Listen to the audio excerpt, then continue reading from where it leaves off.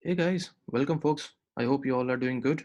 This is your friend Saurabh and we are learning Java required for automation testing. This is the 34th video in our series and I hope you all guys are following all my videos. Okay, so we're gonna do a quick recap of whatever we have learned till date, in this series. We started with Java setup, installation, writing our first program, and it was small videos from 1 to 8.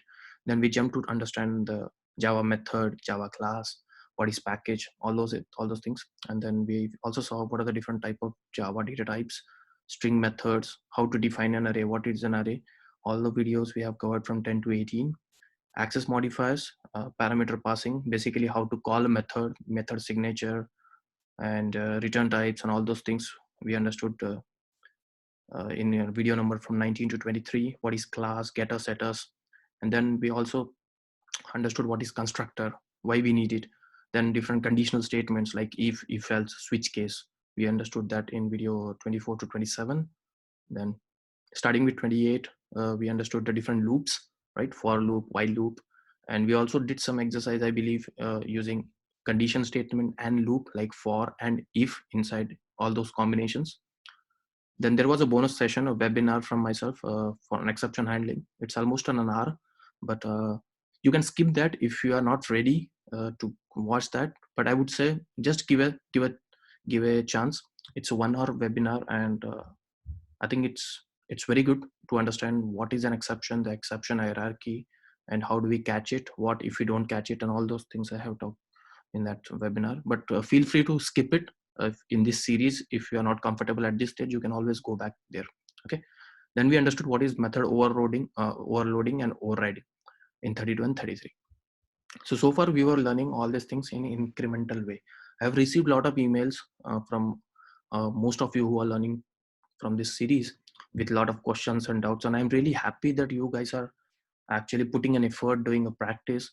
There are a lot of people who are in a regular touch with me. They are kind of sending me an email almost like a week, telling their updates, telling their status on it, and I'm really happy to respond them back and motivate them that hey, I think you are doing good. They are solving a lot of problems from here and there, and then coming back to me, giving an updates. I never asked them, but they are updating me, saying like, sort of, I'm here, I am in if else, or here I am in for loop.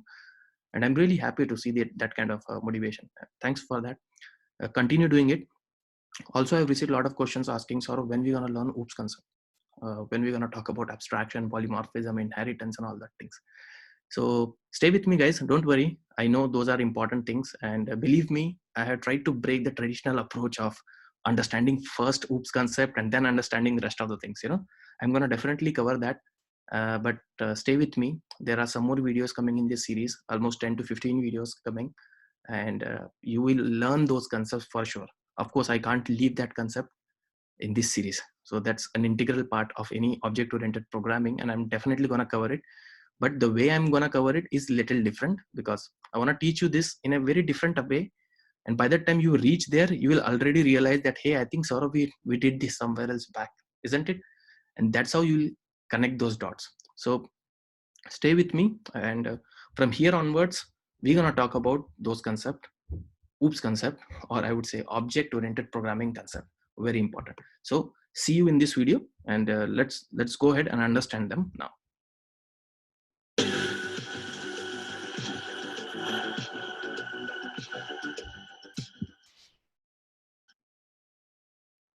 Okay, so what are the important things in object oriented concept?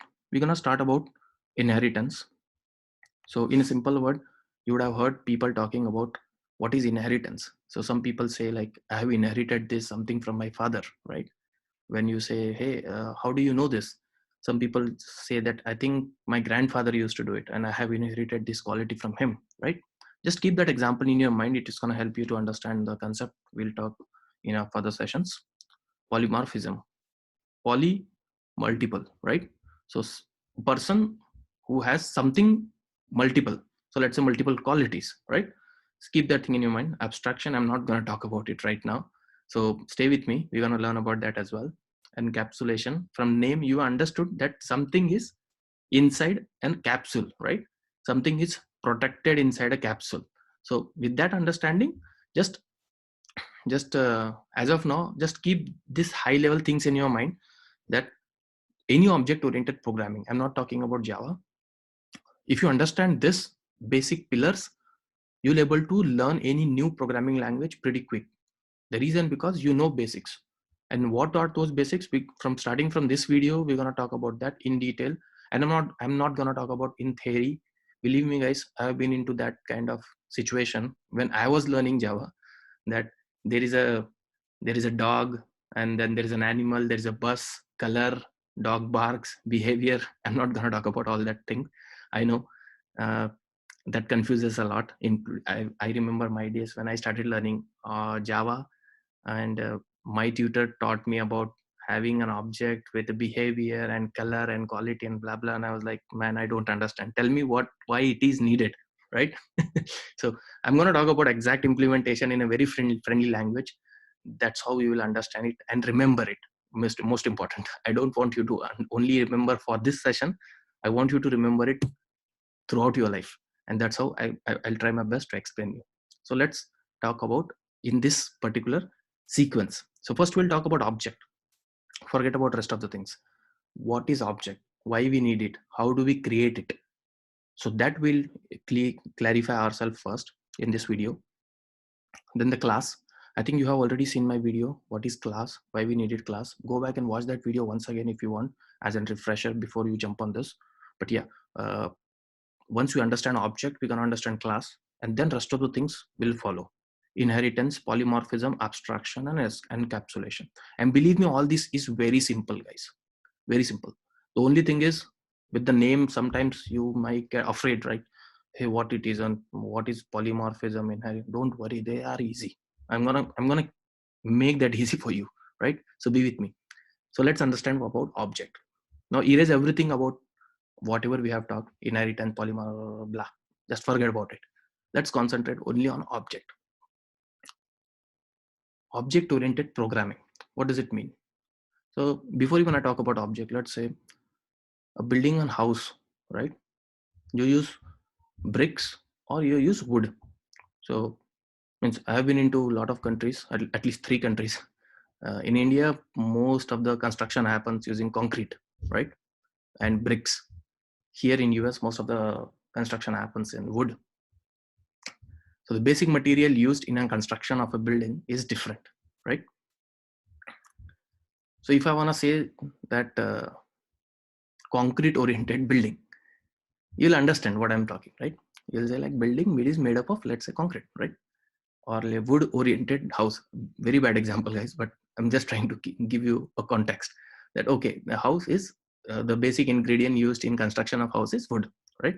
Similarly, when I say object oriented programming, which means that programming language is around the object, is around the usage of object, right? The 90% of the things are around using a variety of things related to object, like concrete house or a wood house. So what is the main content in it? Is concrete or wood, right? So what is an object here? A technical definition now. Object is an instance of a class. If you don't understand, forget about it. We need to access members inside a class. Now understand this. We need an object because we want to access something inside a class. Now you'll say, Saurabh, who want to access? Why you want to access? Just stay with me. Object knows something and does something. So object is important. And why it is important? Because it helps you to provide an access. It knows something and it does something. You will see that in a practical implementation today. Without an object, how will you use things inside a class? With this question in your mind, without an object, how you will use or how you will access things inside a class? With this question in your mind, look at this diagram. We have 3 classes: class A, class B, and class C, right? Now there is something inside a class A. If I say something, means I have defined some integer variable, I have written some methods in a class A. Now from class B, I want to access them. How do I do that? I can't directly say, let's say if I created int a equal to 0 and I want to print that int value here, I can't directly print that value because there is no connection between class A and class B. How the class B will understand what that variable is, from where the value to get, right? Now who will help me? Similarly for class C, if class C wants to access something inside a class A, how we'll do it? Now when I say something inside, let's say class C wants to access class A member variables or methods. Now here we comes with an object. Now object helps us to bridge this gap, or understand object is a kind of a friend who connect these parties together and say, hey, okay, using me you can access, using me you can read what's there inside a class A. And then similarly class C, you can say, okay, class B understand what's there inside a class C using an object. Okay, so now just understand this one. We're gonna see the practical implementation, and the things will be more clear why we need an object, what is an object. Okay, now I'll go to directly in Eclipse and try to create a class. So in a Java programming package, I'm going to create a new class. I'm going to name, so let's say calculator, main method, click finish. Just created a normal class, right? Now I have this class. What I'll do is I'll create one more class for you guys. Class ABC, very bad name, but just understand that I just want to show you guys two different classes. So I have class ABC and I have class calculator, right? So if I double click here, it will highlight the area inside a class ABC. If I double click here, it will highlight the area inside calculator. Now there are two classes. Now let's say here I am defining int a equal to 10 and then say int b equal to 20. I have defined two different variables. Nothing, I haven't done anything else. Just I have defined two variables in class ABC. Now what I'm trying to do is inside this calculator class, I'll try to print those. So let's say, so system.out print, I'll say value of a equal to and concatenate a. That's how we do, right? If you see here, it's showing me an error. And why so? Let's hover our mouse. It says cannot be resolved to a variable. What does it mean? Which means this class doesn't understand what this a variable is. You'll say, Saurabh, but it is already in here, right? In a same file, in a same text editor. But you need to understand the scope of a class. When I double clicked here, which means the class starts from line number 14 and ends at line number 21. There is nothing in line number 14 till 21. The A is defined. A is defined in another class. Now, how do we access that? The question comes back using object. Now, your object is going to help us to bridge that gap. Object is going to help us to connect or to read the information in another class. Now you'll understand the object oriented programming. Why I say that? Because we build small pieces which are independent, and then using an object, we connect them. Using an object, we read information here and there. Now, okay, talking about object. Now, okay, Saurabh, I understood using an object, I will try to read information inside ABC. Now, I should create an object of ABC. I should create an object of calculator. Where I should create? I should create an object inside ABC, or I should create an object inside calculator. I know there will be some confusion like that, but now let's understand in a simple way. What I want to access? Variable A. Where is that variable A? In class ABC, which means I need something to access ABC. If I need something to access ABC, which means I need to create an object of ABC, right? So, and where I'll create an object of ABC? Now the answer is clear. I need an object of ABC because I want to access inside ABC. Now, will I create an object here? Will it make sense? No, right? Because why I'll create an object inside that class which already has a, if I copy paste this particular statement inside ABC class, it's not gonna throw me an error. See this? It's showing me why. That must be something else.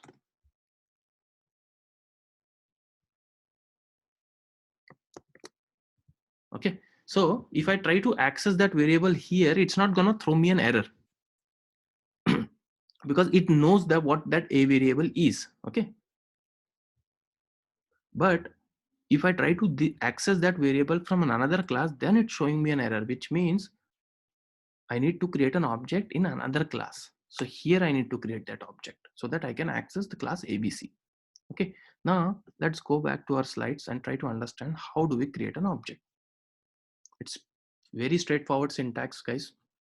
Keep in remember, object is created for let's say a class, then class name, object name equal to new class name. This is the syntax to create an object of a class. The moment you create an object of a class, that object helps you to read information inside a class for which it is being created. Okay, now here following that syntax, let's create what is first thing, class name. What is ABC? Because we want to create an object for ABC, right? Space object name. So let's say we say obj equal to, now what was the again a class name? No, new keyword, very important, new keyword, class name, this and semicolon. That's it. Now we created an object of class ABC. Now what we'll do, now let's see obj dot. The moment you see obj dot, now you'll see this object has an access of all the variables and methods inside ABC, because that's why the object, the purpose of object is, right? Now that's the reason we created an object. Now what we'll do here is, here in rather than directly saying, I'll say obj dot a. Now the error will go. Now if you see, now you would have understood. Now when I say obj dot a, this program understand what this a and from where this a to get the value. Now if you see, if I double click on this a, it highlights this. Similarly, if I want to copy this and paste it here, instead of a, I'll say obj dot. The moment you give dot, it gives you access of all the information, like access whatever is you can access from the ABC class. So class B, see, so here I'll say value of B. Now let's print this. Right click, run as Java application. See, value of A equal to 10, value of, now moment I go and change a value here in class A without doing any change, I'm just running this program once again. See, so basically this is the object oriented programming. You need to understand this small piece so that when we go ahead in our sessions, you'll start understanding more and more how the things gets connected with each other. Here this class is totally different than this class. We want to consume something from this class, and how do we did it? Using an object. We created an object because we know object is kind of a friend who act as a mediator, or who I would say act as a person who helps in communicating between these two different classes. Now this object has an access of A and B, and that's why we are able to print them. Now let's do one more step ahead. We'll try to get a class. So let's say public add number. Inside this I'm saying result int, or what I'll say is let's say int result. Let's define it outside without instantiating, and say result equal to A plus B.